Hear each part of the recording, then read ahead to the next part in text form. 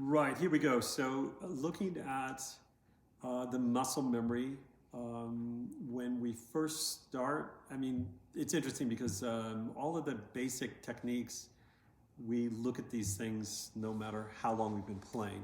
We still address these things.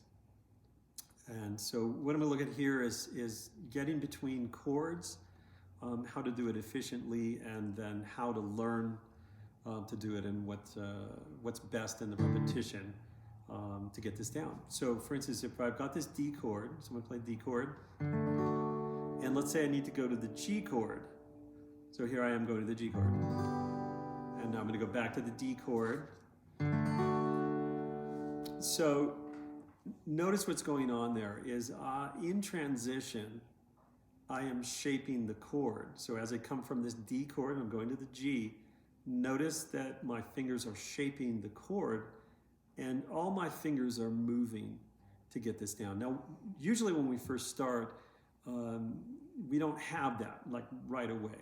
You know, we need to work on that. So we need to gain the muscle memory, and notice that it's in transition is where the learning is. So, for instance, if we're just learning our chords and I'm playing a D chord, and I just keep strumming that D chord, I'm not really going to get a lot out of that other than the strumming and holding the chord. The learning is in the movement, is really in the transition. So notice again, I'm going to go from the D to the G. All my fingers move at the same time.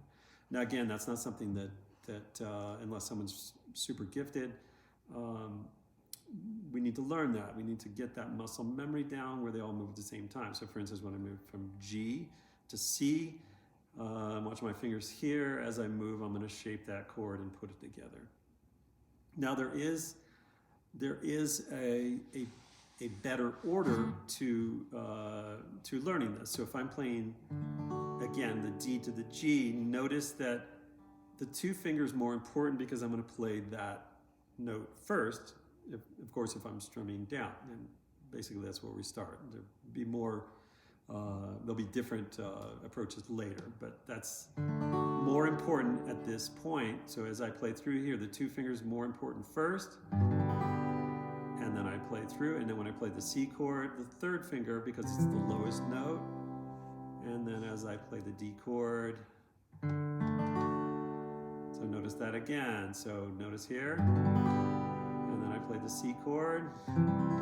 Now, even at a very advanced level, for the most part, we don't really put all the fingers down at the same time, and we also don't want to arrive exactly on the beat. We want to arrive a little bit early. So, so as I go here, D, notice I'm moving, and I'm going to touch that string if it musically allows me. I want to play C, and again, here's D. Here's G. Notice the two finger arrives. Now when I play C, and